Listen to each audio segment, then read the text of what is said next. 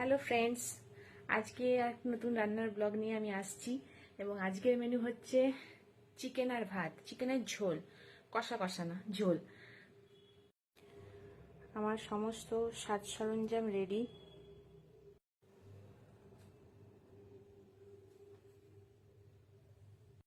প্রথমে আমি আলুগুলোকে ভেজে নেব এবং আলুগুলোকে ভাজার জন্য আলুর ওপরে আমি একটু হলুদ গুঁড়ো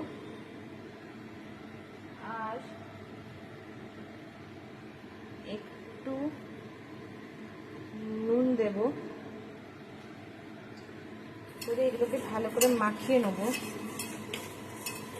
আর এখানে আমার তেল গরম হচ্ছে। আলুগুলো যতক্ষণ এখানে একটু ভাজা ভাজা হচ্ছে ততক্ষণ আমি এখানে রসুনগুলোকে থেতো করে নিই।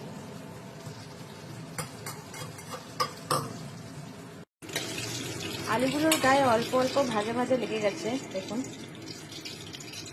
আলুগুলো তুলে নিলাম।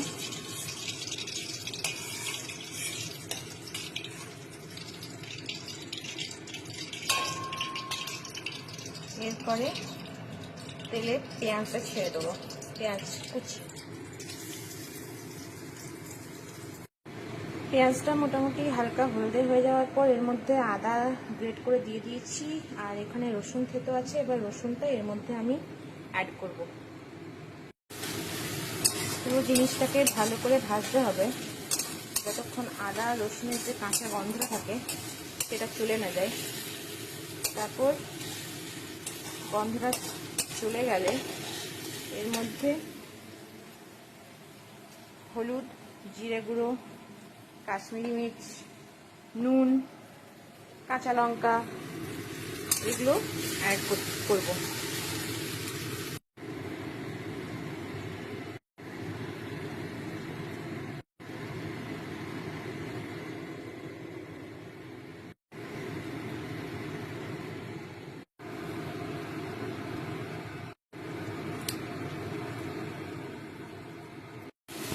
মশলাটা ততক্ষণ একটু কষতে হবে যতক্ষণ এরকম একটা লালচে লালচে কালার না চলে আসে।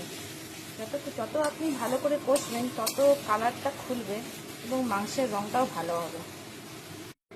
ওকে, মশলা মোটামুটি রেডি, কালার ভালো চলে এসছে। এবার মাংসগুলো এখানে অ্যাড করব।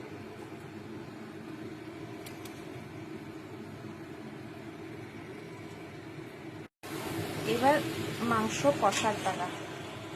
ভালো করে নাড়িয়ে নাড়িয়ে পুরো মশলাটা যেন মাংসে ভালো করে মাখা হয়ে যায় সেদিকটা করতে হবে।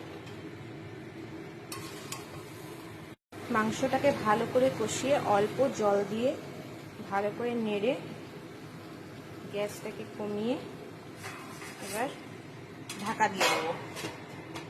মাংস সেদ্ধ হবে, মশলা মাংসের মধ্যে যাতে ভালো করে ঢোকে সেদিকটা লক্ষ্য রাখতে হবে।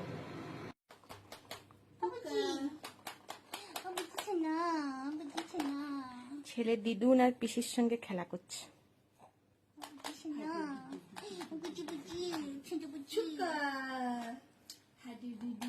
যতক্ষণ চিকেনটা কষছে এখানে ততক্ষণ এখানে আমি ভাতটা বসিয়ে দিয়েছি, ভাতটা হতে থাকুক। চলুন এবার দেখা যাক চিকেনের কি অবস্থা। অনেকটা জল বেরিয়ে গেছে চিকেনের।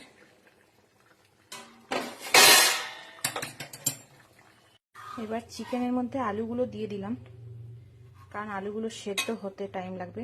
চিকেন হাফ সেদ্ধ হয়ে এসছে, এবার আলুর সাথে চিকেনও সেদ্ধ হবে। ওকে, মাংস মোটামুটি সেদ্ধ হয়ে এসছে আর আলুও সেদ্ধ, আর এদিকে ভাতও অলমোস্ট ডান।